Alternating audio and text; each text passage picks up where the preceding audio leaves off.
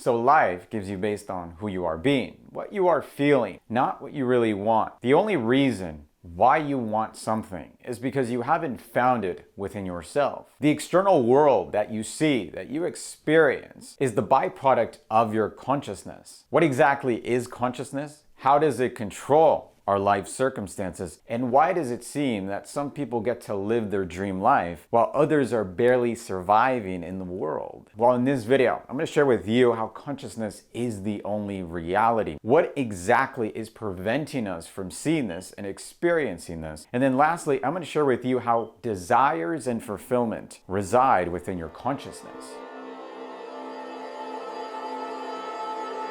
Hey guys, welcome back to the channel.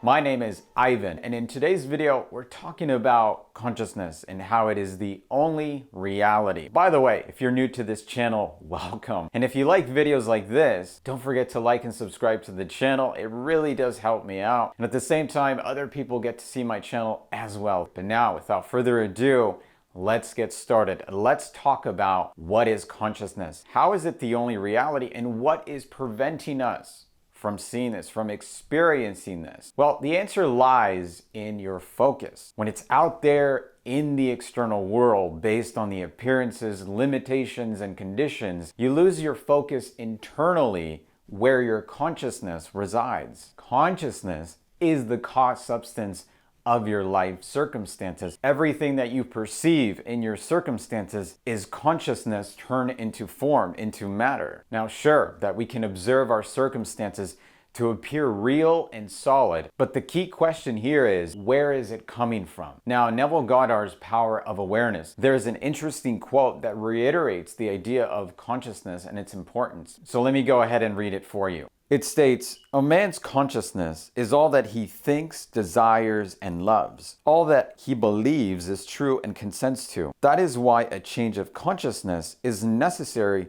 before you can change your outer world." You see, consciousness is a manifestation of your awareness, your true self, your formless and boundless being. It is what's giving light and power to your consciousness. The ability for you to have a subjective experience where you create the world based on your self-concept that you hold about yourself. Let me illustrate with words of how our consciousness is actually being projected from our own bodies. I want you to have a mental image of a lighthouse. Now, the light that is coming out of the lighthouse is your consciousness. And the house that surrounds the light is your body. And because the light can't know that it's the light because it literally is the light, it can only assume that it is a lighthouse based on what it perceives around it. In the very same way, we cannot see ourselves because we are it. We are consciousness. We are not what we see or perceive around us, even our bodies. Who we really are is not physical. We exist, we're aware, but we're beyond the physical realm. You are the invisible, the intangible. Thoughts, beliefs, emotions, feelings, your imagination,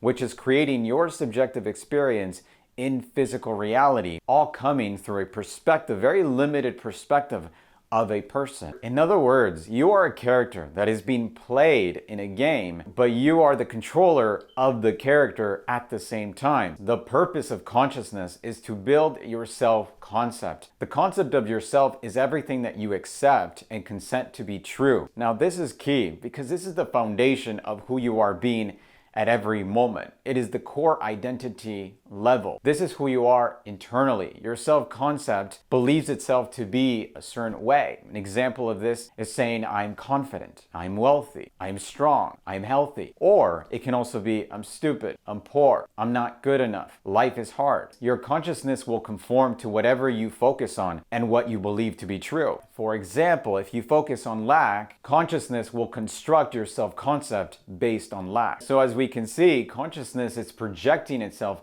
into the external world based on the self-concept that you hold to be true and are accepting, whether consciously or unconsciously. Essentially, what we think, feel, and see ourselves as is who we are being, and that determines the life circumstances that we are attracting. This is why no matter what we do or where we go, we always seem to be attracting the same circumstances, same people, same conditions, because we haven't changed our concept of ourselves. We haven't changed our state of being. Life can only give you based on who you are being at every moment. Example of this is, let's say you want a romantic relationship. You want to feel being loved and being wanted. So you get into the relationship, but during the relationship, you notice that you still don't feel like you're being loved. This is because you went looking for in a relationship something that you are not being, something that you don't have. Everything that we do is stemming from our consciousness. So if your self-concept is based on the idea that you need others to love you, then that's what you're going to experience. Consciousness is a feeling reality. Your experience of life is determined by the way you feel internally first, and then that's being projected or experienced externally into the physical world. Your self-concept is connected to your feeling. It is not based on the external facts or appearances that you may see in your circumstances. Here's another powerful quote, the Neville Goddard in Power of Awareness. It states, "Therefore you must turn from the objective appearance of things to the subjective center of things, your consciousness. If you truly desire to know the cause of the phenomena of life and how to use this knowledge to realize your fondest dreams." Most of us just try to change the external world, but because your consciousness is just a reflection of it, it can't change until you change the concept of yourself. This mismatch that you are seeing from your circumstances is caused because you have fallen into the biggest trap that there is, which is identification with your ego, which is actually your self-concept. It is the very thing that is stopping you from recognizing yourself as consciousness. And this is because your ego has your focus fixed on the external world. You're concerned with outcomes of your circumstances and is building your self-concept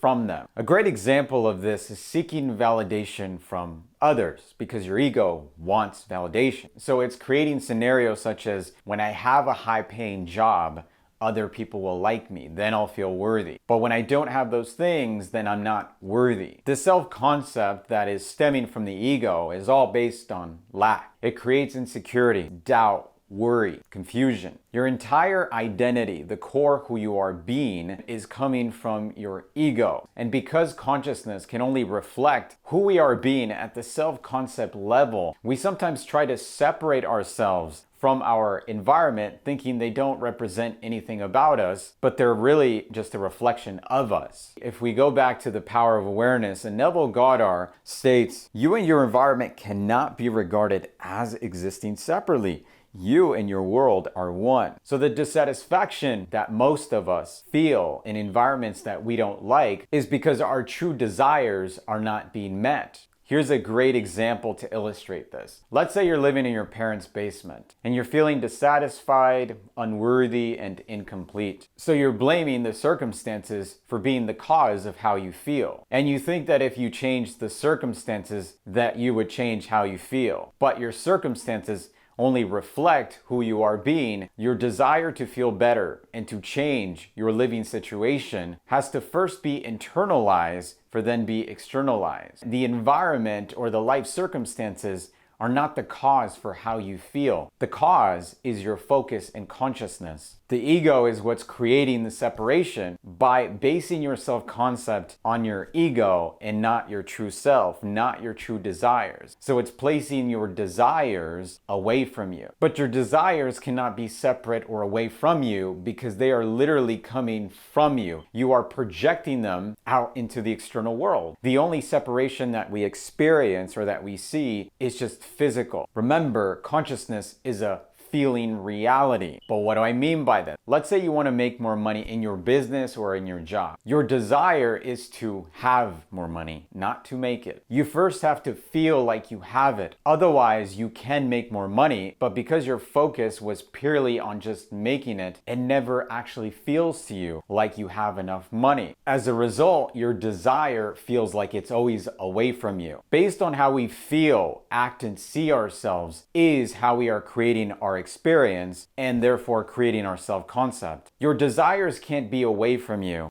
You are your desires, and consciousness wants you to fulfill them so that you can express who you are being. By having the knowledge that you are consciousness and you are creating a self-concept that is based on the circumstances, conditions, and even appearances that you are seeing, gives you a sense of freedom to know that you are actually in control of your life. And when you see people living their dream life, it is simply because they have realized that who they are being is what they attract into their life. The key is to really place your attention inwardly and focus on your consciousness, which is the cause of everything. So now to conclude the video, your desires and fulfillment reside within you. Consciousness is the only reality. And everything that we perceive is coming from our own consciousness, our self-concept. What you seek is you, because you are consciousness and you are it. Guys, thank you so much for watching. Let me know what you think about this video. If you have any questions,